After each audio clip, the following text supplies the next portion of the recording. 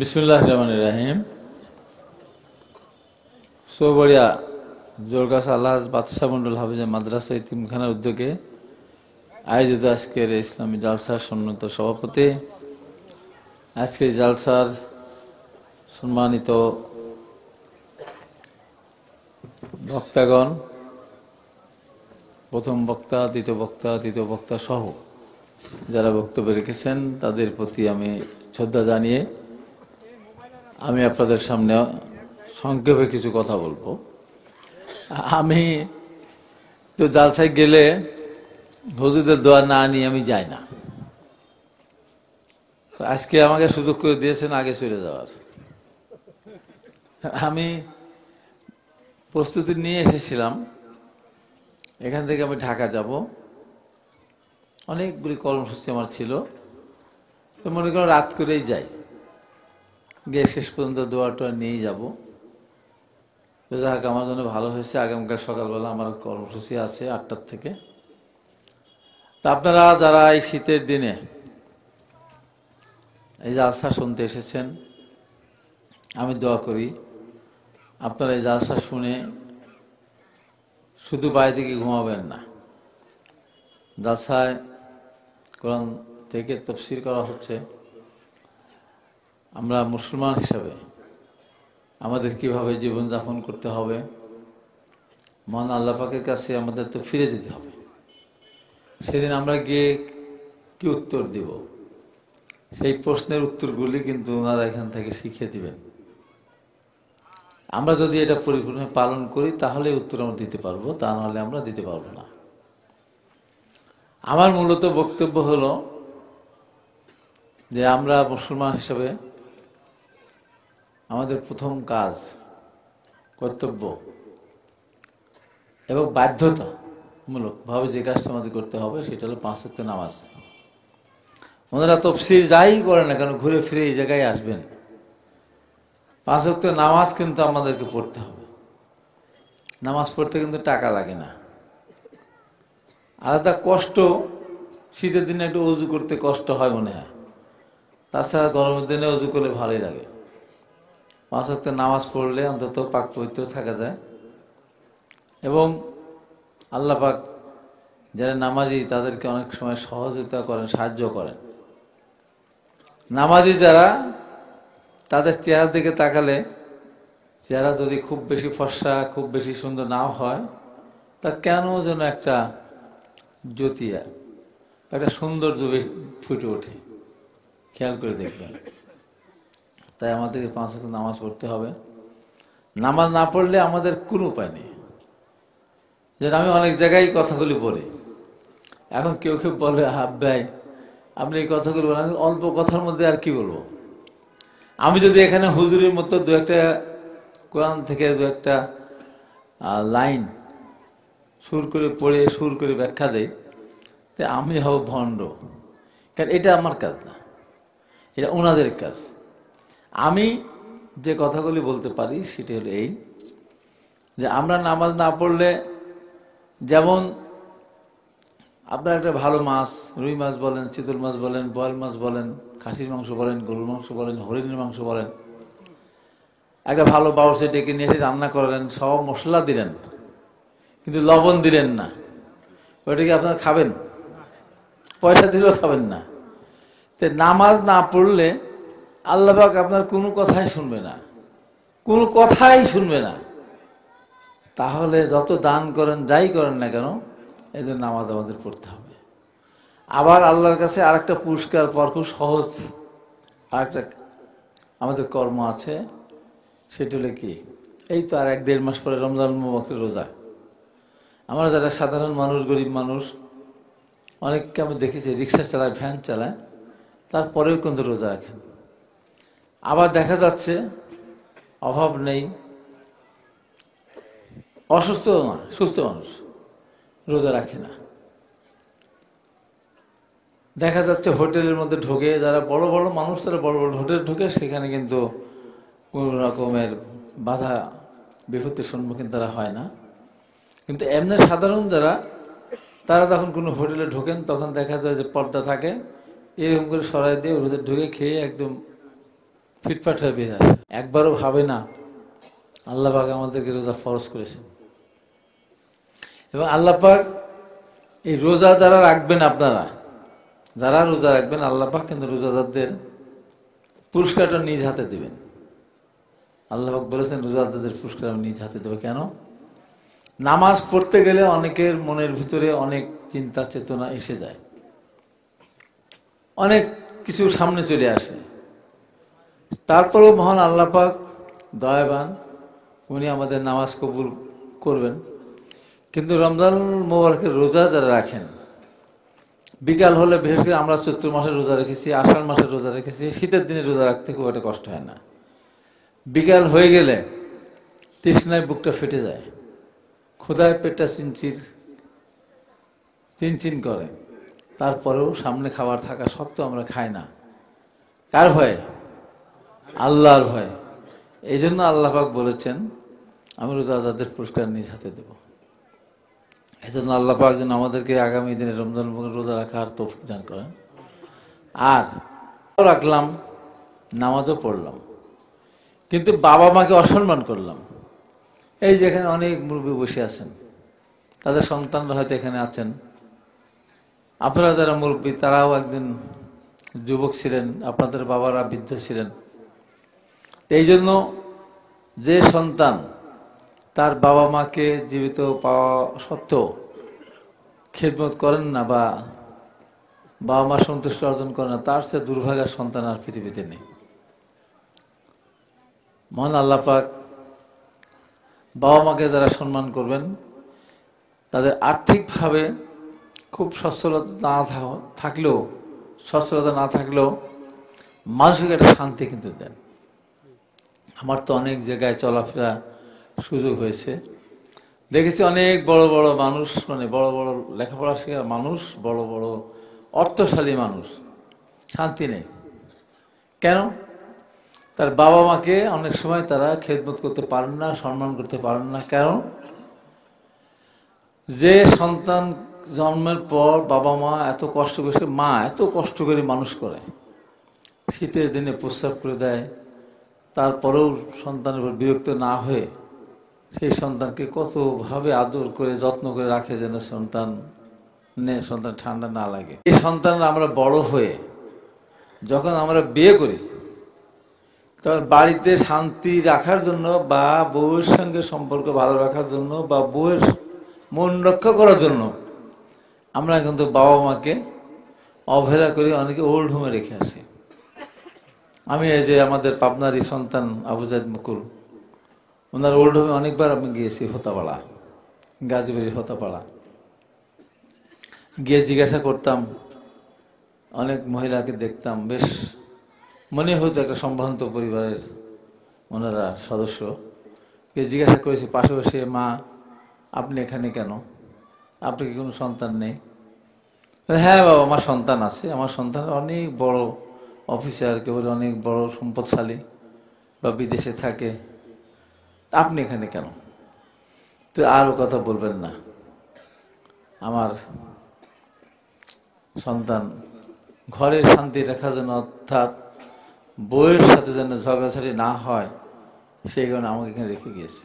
অনেক বৃদ্ধকে দেখেছি, মনে হয় তারা একটা ভালো চাকরি করতেন, তাদেরকে জিজ্ঞাসা করেছে, তারা একই কথা বলে। এই যে কেন? যে বাবা মা এত কষ্ট করে নিজে না খেয়ে সন্তানকে মানুষ করে, বড় করে, লেখাপড়া শেখায়, সেই সন্তানরা পরবর্তী সময় বাবা মার সাথে এরকম ব্যবহার অনেকেই করেন। তা আমি মনে করি আমরা যদি কেউ করে থাকি, আমরা এখন থেকে বাবা মা যাদের বেঁচে আছেন তারা সৌভাগ্যবান, বাবা মার খেদমত করবেন। পর্দার আড়ালে আমার মা বোনেরা আছেন, আপনাদের কাছে আমার নিবেদন, করজোড়ে নিবেদন, যারা মা তাদেরকে বলবো যে আপনার সন্তানকে, ছেলেকে যখন বিয়ে করে নিয়ে আসেন, বিয়ে করায় নিয়ে আসেন, বউ নিয়ে আসেন ঘরে, আপনাকে মনে করতে হবে এটা আপনার মেয়ে। আপনার মেয়েকে যদি আপনি নিজের সবচেয়ে পছন্দের জিনিসটা খাওয়াতে পছন্দ করেন, বা মেয়ে যদি কোনো কষ্ট হয়, আপনি যদি শুধু ব্যথা পান, আপনার ছেলের বউয়ের প্রতি আপনি যদি সেই দৃষ্টি দেন, তাহলে এই ছেলের বউ আপনি যখন বৃদ্ধ হবেন তখন কিন্তু ছেলের বউ আপনাকে সম্মান করবে, যত্ন করবে, আপনার খেদমত করবে। কিন্তু আপনি যদি এখন ছেলের বউকে যদি আপনার নিজের মেয়ের মতো মনে করতে না পারেন, আপনি যখন বৃদ্ধ হন, সেও কিন্তু আপনাকে মা হিসেবে গ্রহণ করবে না। এই জন্য মা বোনেরা যারা পর্দার অন্তরালে আছেন, তাদের কাছে আমি এই আহ্বান জানাবো। আমি দেখেছি এ ধরনের বহু ঘটনা, আমার যে চোখে দেখা। একসময় শাশুড়িকে কষ্ট দিয়েছে, পরবর্তী যখন নিজের শাশুড়ি হয়েছে তখন তার ছেলের বউ তাকে কষ্ট দিয়েছে। তো এই জায়গা থেকে আমরা সরে আসি। একজন আমাদেরকে শুভবুদ্ধির উদয় করে, আমার যেন শুভবুদ্ধির উদয় হয়, মহান আল্লাহ পাক যেন আমাদেরকে হেফাজত করেন। আমরা যদি শাশুড়ি যেমন তার ছেলের বউকে আদর করবে, মায়া করবে, ছেলের বউ শাশুড়িকে মা হিসাবে গ্রহণ করবে, তাহলে সমাজে অনেকখানি আপনার এই যে দুরবস্থা আছে, অনেকে আমরা দেখেছি, আমার চোখে দেখা এই জিনিসগুলি আমরা পরিহার করতে পারি যদি আমরা সবাই একটা আন্তরিক হই। অনেকে আছেন সব আছে, তারপরে অশান্তি কেন? নিজের সন্তান, ছেলে মেয়ে, অনেক বড় বড় লোকের সন্তানদের কথা আপনারা জানেন যে মাদক নেওয়ার কারণে, মাদক গ্রহণ করার কারণে বা মাদক আসক্ত হওয়ার কারণে মেয়ে বাবা মাকে হত্যা করে। ঐশী যেমন হত্যা করেছিল, মাদক খেতে নিষেধ করেছিল। আমরা দেখি গরিব মানুষের মধ্যেও দেখি অনেক সময় মাদকের টাকা বাবা মা না দিলে বাবা মাকে মেরে ফেলে। তো এই জন্য আগের থেকেই আমরা যেন খেয়াল করি আমার সন্তান মাদক গ্রহণ করে কিনা। যদি আমরা ছোটবেলার থেকে তাদের দিকে নজর রাখি, তাহলে হয়তো বড় হয়ে তারা মাদক থেকে দূরে থাকবেন, তাহলে সংসারের ভিতরে শান্তিও থাকবে। আজকে দেখেন আমাদের সরকার বর্ডার পাহারা দেয় কিসের জন্য? অন্য দেশ থেকে যেন চোরা কারবারির মাধ্যমে মাল আসতে না পারে, আমাদের দেশ থেকে যেন চোরাকারের মধ্য দিয়ে আমাদের সম্পদ বিদেশে চলে না যায় বেআইনিভাবে। এর পাশাপাশি আরেকটি ব্যাপার সরকার খুব নজরদারি করে তাকে, সেটি হলো মাদক যেন না আসে। কিন্তু আজকে দেখেন তো, মায়ানমার থেকে শুরু করে, ভারত থেকে শুরু করে ইয়াবা, ফেন্সিডিল, কত ধরনের মাদক সারা দেশে ছেয়ে গিয়েছে। বর্ডার গার্ড পাহারা দিয়েও ঠেকাতে পারছে না, কিছুই করা লাগবে না। যদি আমরা মাদক গ্রহণ না করি তাহলে পাহারা দেওয়া লাগবে না, আপনা আপনি মাদক বন্ধ হয়ে যাবে আমাদের দেশে আসা। তো সেই জন্য বলি এইদিকে আমাদের খেয়াল রাখতে হবে। আর এই কথাগুলি যখন হুজুররা বলবেন ব্যাখ্যা দিয়ে, কোরআন থেকে যখন ওনারা ব্যাখ্যা দিয়ে বলবেন, তখন আরো বেশি কাজে লাগবে, আমার চেয়েও বেশি কাজে লাগবে। আজকাল এই সমস্ত জালসাগুলিতে হুজুর এই কথাগুলি আলোচনা করেন। আগের মতো যখন আমাদের ধর্ম প্রচার করতে গিয়ে আমাদের প্রিয় নবী হযরত মুহাম্মদ মুস্তাফা সাল্লাল্লাহু আলাইহি ওয়াসাল্লামের কি কষ্ট হয়েছে। আল্লাহর প্রেরিত ধর্ম বা আল্লাহর পছন্দের ধর্ম, সেই ধর্ম প্রচার করতে গিয়ে নিজের দেশে থাকতে পারেন না, হিজরত করতে হয়েছে, কত দূরে মদিনাতে চলে যেতে হয়েছে। যাকে সৃষ্টি না করে পৃথিবীর সৃষ্টি হতো না, আল্লাহ সৃষ্টি করতেন না, সেই নবী তার নিজের জন্মস্থান থেকে অনেক দূর তার মানুষের দ্বারা নিগৃহীত হয়ে চলে যেতে হয়েছিল। পরে মদিনাতে গিয়ে আল্লাহ ধর্ম উনি প্রতিষ্ঠা করেছেন, প্রচার করেছেন, শেষ পর্যন্ত যুদ্ধ করে মক্কা বিজয় করতে হয়েছে। আমরা সেই ধর্মের আমরা মানুষ, আমরা সৌভাগ্যবান। আমি ছাত্র জীবনে অনেক সময় তবলিগে গিয়েছি, যে তবলিগ আজকে দুই গ্রুপে মারামারি করছে, আগে এটি ছিল না, সেখানে কোনো ভেদাভেদ ছিল না। আমরা বিশ্ববিদ্যালয়ের ছাত্র ছিলাম, কৃষক, শ্রমিক, মেহনতি মানুষ, ডক্টর, ইঞ্জিনিয়ার, বিশ্ববিদ্যালয়ের শিক্ষক, একসাথে আমরা বসে খেতাম। এখন হয়তো বা খায় একই বড় প্লেটে একটা ভালো মাছ বা একটা মাংসের টুকরো নিজে খায় না, এগিয়ে দেয়, আরেকদিকে এগিয়ে দেয় যে উনি খান, আমি খাবো না।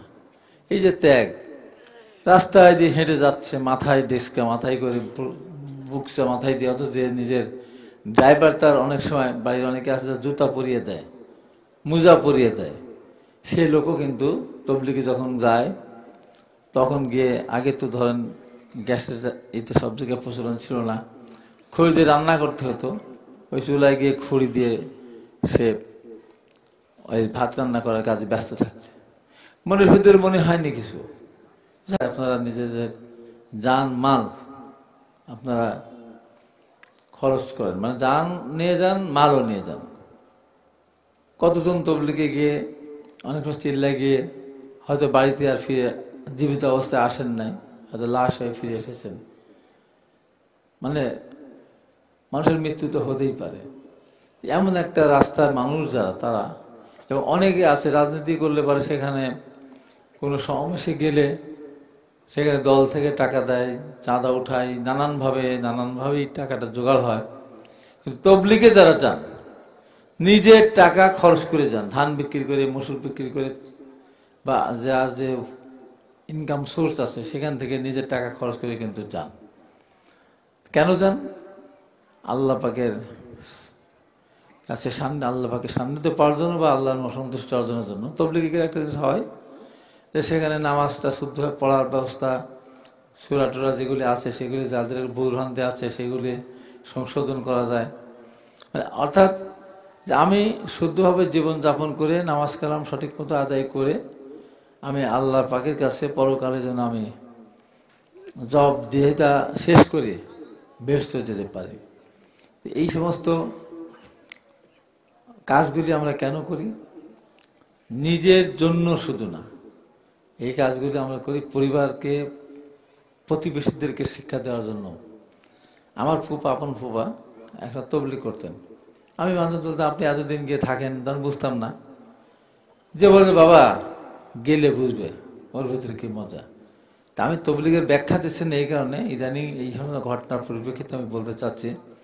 এখানে হুজুর আছেন, উনি আগে আমরা দেখেছি কোরআন থেকে অনেক ঘটনা যেগুলি আছে সেই ঘটনাগুলো বর্ণনা করেন বিভিন্নভাবে। সেই সময় উহুদের যুদ্ধ বলেন, বদরের যুদ্ধ বলেন, বিভিন্ন যুদ্ধের কাহিনী বলেন, কিভাবে নিজের জীবনকে ইসলামের পথে বা ইসলাম প্রতিষ্ঠা করার জন্য জীবন দিয়েছেন। সে সমস্তগুলি আমাদের ঐতিহ্যবাহী, আমাদের অতীত, স্বর্ণালী অতীত। কিন্তু আজকে মুসলমান আমরা মায়ের খাচ্ছি। এই যে কতদিন পর, প্রায় 50-60 হাজার মানুষ শহীদ হওয়ার পর ইসরায়েলের হাতে, এখন এই যে হামাসের সাথে ইসরায়েলের শান্তি চুক্তি হয়েছে, সারা পৃথিবী দেখেছি আমরা মায়ের খাচ্ছি। তা আমরা আল্লাহ পাকের কাছে আমরা প্রার্থনা করব, আল্লাহ আপনি আমাদেরকে রহম করবেন, আমাদের প্রতি দয়া করবেন, আমরা যেন নির্যাতিত না হই, আমরা মুসলমান যেন মাথা উঁচু করে এই পৃথিবীতে বসবাস করতে পারি, আপনার ধর্মকে নিয়ে আমরা যেন গর্ব করেই এই পৃথিবী থেকে আমরা বিদায়ী হতে পারি। আজকে অনেক মুসলমান ভাইয়েরা, বিশেষ করে চীনে উইঘুর মুসলিম, রাশিয়া চেচেন যোদ্ধারা, তারা সেখানে অনেক সময় কষ্টের সম্মুখীন হয়। ইসলাম ধর্ম পরিপূর্ণভাবে প্রতিপালন করতে গিয়ে কত কষ্ট আমাদেরকে করতে হয়েছে। বাংলাদেশের মানুষ সেই কষ্টটা করতে হয় না।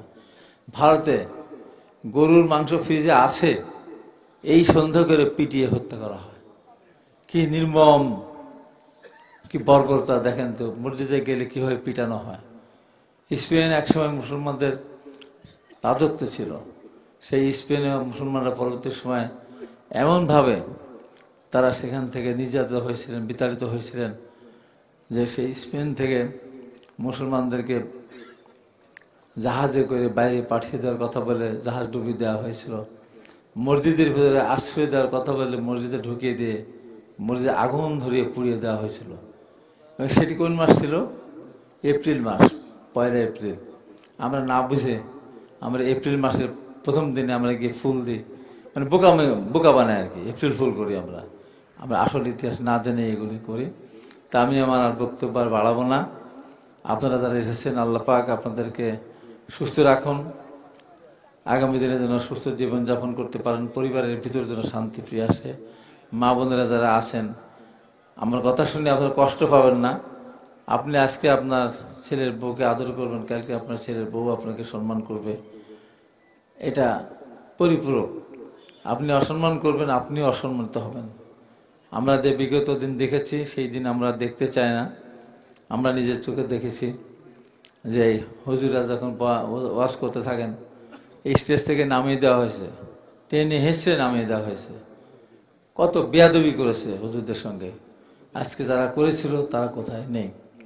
এই বাংলাদেশে আমাদের নেতা শহীদ রাষ্ট্রপতি জিয়া রহমান যখন রাষ্ট্রীয় ক্ষমতা এসেছিলেন, আমার মনে আছে, তখন দিল হাসান সাইদি সাহেব প্রথম ঈশ্বর দিয়ে আল্লাহ টেক্সটাইল মাঠে 3 দিন ধরে ওয়াজ করতেন। আমরা শুনতে যেতাম সেখানে। তখন সেখান থেকেই উনি আজকে আমাদের সংবিধানে বিসমিল্লাহির রহমানির রহিম সংযোজন করেছেন। তারপর থেকে ইসলামিক যে সমস্ত কর্মকাণ্ড নির্বাচে মানুষ করতে পেরেছেন।